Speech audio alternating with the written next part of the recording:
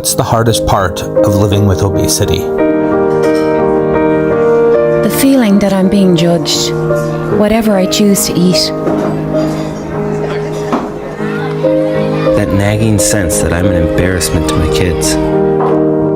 Stares and people who stare. The look of dread on every passenger next to an empty seat. That first glance that tells me I failed the interview before it's even started. Knowing that I just don't fit in to the seats or life in general. Wondering if I'll ever feel comfortable on a beach. The fear that I won't be around to meet any grandchildren. Actually, the hardest part of living with obesity is people thinking that I brought it on myself. I wish everyone understood. It is so much more than eat less and move more. Obesity is a complex disease. Not a life choice. Let's help change attitudes. Let's lose the weight of stigma.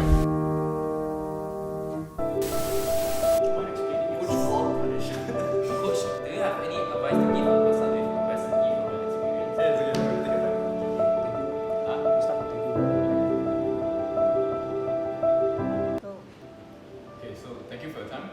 Alright, so for today we'll be doing a topic on obesity, and Micro and I have actually found you, Coach Pradesh, to give us a in-depth understanding about this topic. So could you tell me, can you give a simple background intro about yourself, as why did you become a coach and what did you do over there? Okay, yeah, so my name is Pradesh, but everyone basically calls me Pra, so I think that's easier.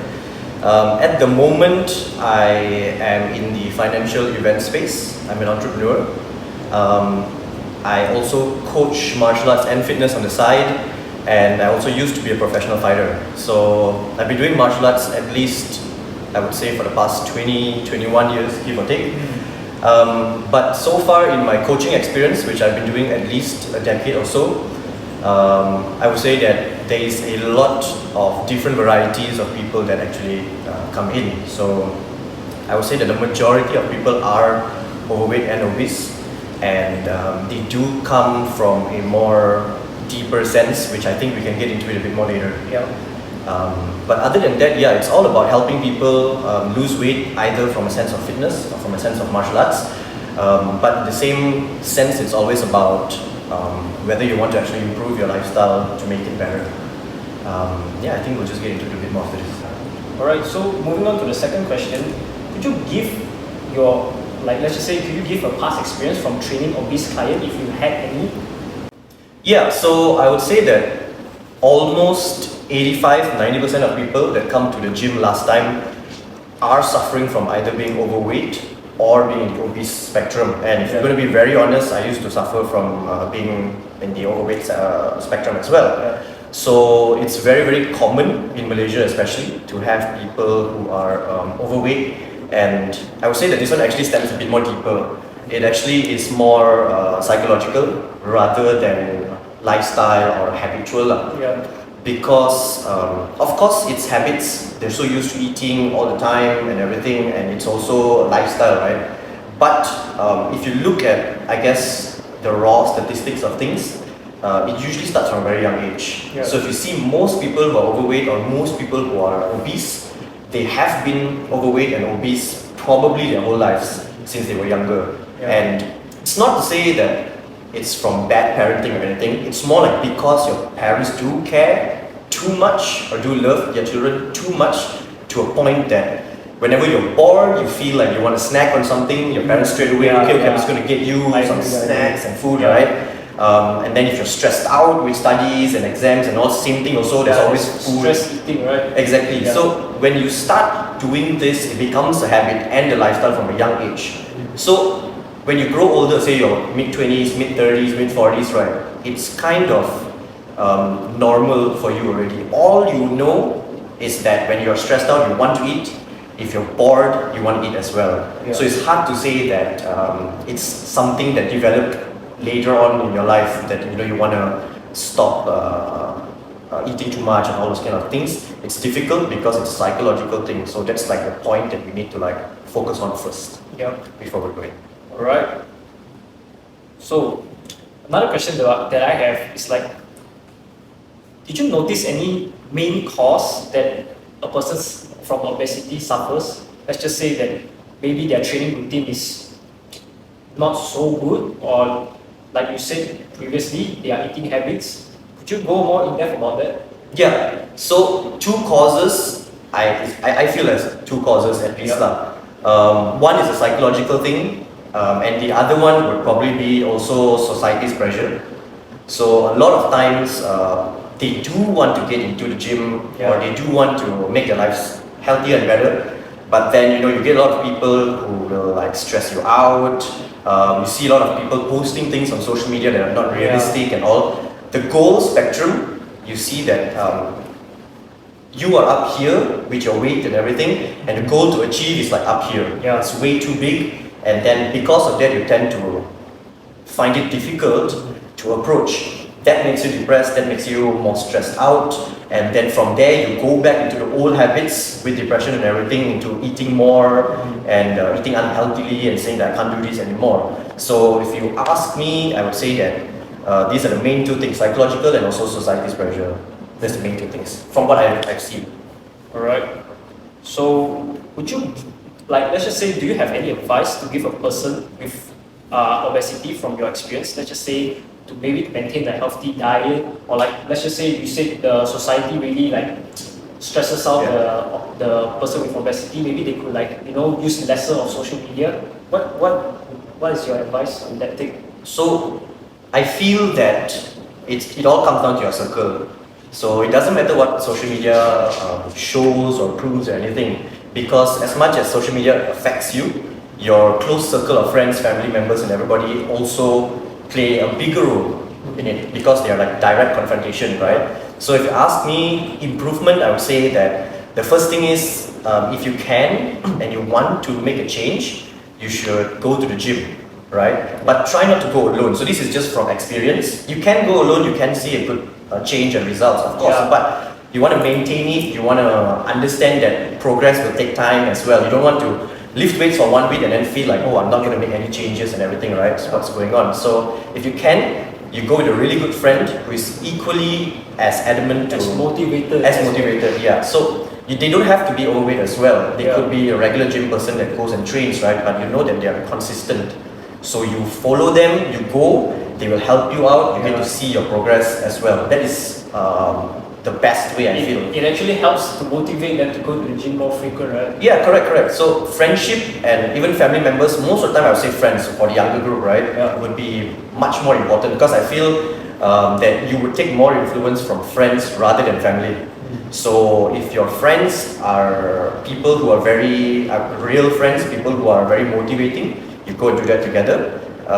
If you have finances, of course get a coach. You will see results better as well, because your coach knows the basics A to Z, every single thing. They know how to look at your calories, the amount of fat that you need to actually put inside your body, the amount of carbs, every single thing. And since your coach has been doing this, I guess, professionally for their career, they also understand details that you need to focus on.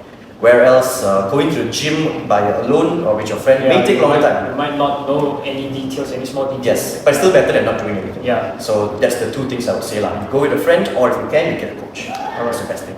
We have a 5 minutes break just now. Let's continue our question. Do you think the majority of Malaysians suffering from obesity? Yeah, so the rate and the statistics of Malaysians that are suffering from obesity has increased in the past 10 years. But if you take Malaysia out of the situation, obesity is a growing cause in the global issues as well. So you can see the rate of people getting obese and overweight in America and Europe and everything is also increasing. So definitely Malaysia is one of the higher standing numbers of people with obesity, but it's a global issue. Is it the highest in the Asia? I wouldn't say that because I'm not too sure about the statistics, but you can say that just focus on Malaysia alone, 65 to 75% of Malaysians are in the overweight category. So their BMIs are showing at least 24, 25 and above. And these are not statistics from having too much muscle or anything. These are just regular people not having a proper healthy lifestyle. Okay, let's go to the next question. Do you think obesity is a serious problem? Yeah, so obesity is a life-threatening condition. Not taking away about how you feel personally, because there is a lot of stigma arising between two things. One is, if I'm obese, it doesn't matter because I'm still confident with myself. So these two things shouldn't match, because you can be obese and be confident, be beautiful, be handsome, whatever you want to look at yourself at. But at the same time, internally is something you cannot see, right? So you've got too many layers of visceral fat, your cholesterol levels are too high, and all of those kind of things. So not taking away your sense of confidence or anything about how you look being overweight, it's more about literally just breaking it down to a health issue as well. So you can be confident as much as you want, but if your visceral fat levels are really high up, your cholesterol levels are really high up, your life expectancy and your mortality rate is going to go very low as well. So if the average age of a person who is very healthy or regular is like 80 years old, you would rather want to live up to 80 as well. Okay, we are back from another break. So moving on to the last question, what do you think is an important aspect in solving obesity? I think awareness is the most important thing right now for solving obesity, because right now the whole stigma is that everyone on social media, especially because media plays a big role in our lives, right? So everyone on social media especially is trying to promote about how you look rather than how you are on the inside when it comes to health-wise. So everyone's always promoting that it doesn't matter how big you are, how skinny you are, and all those kind of things, but as long as you're confident with yourself, it's fine. But I would always say that in some aspect, yes, you want to be confident in yourself, but if obesity is a real problem, like what I mentioned, you definitely want to be aware that it's going to be detrimental to your life. So if you're not aware of these kind of things, yes, you can be confident in yourself, but at the same time, your health is going to take a big toll, and at the same time, you're also going to influence people around you to have similar lifestyles, and that's going to be a big problem. What you want is to be confident either way, but you want to be able to influence people in the future that no matter how you look or how you feel, you want to be healthy on the inside, because that will help you feel much better and much more confident in yourself overall. Just making sure that your life expectancy is proper and it's going to be well for you, and then in the future, if you're a lady, if you're a woman, you want to be able to take care of your kids in the future and be able to give birth as well. If you're a man, you want to be able to work proper, you want to be able to provide for the family and everything in the future, or vice versa, because it doesn't matter, but at the end of the day, it's about your health only. So if you're not aware about these kind of things, you'll be very redundantly not used to knowing and not used to sharing tips with people and also sharing your awareness stuff. So I feel awareness is going to be the number one thing that needs to be done right now. Okay, so thank you for your time, and we definitely learned a lot from this session, and we hope we can share more on this topic next time. Yeah, hope I see you again as well. Alright.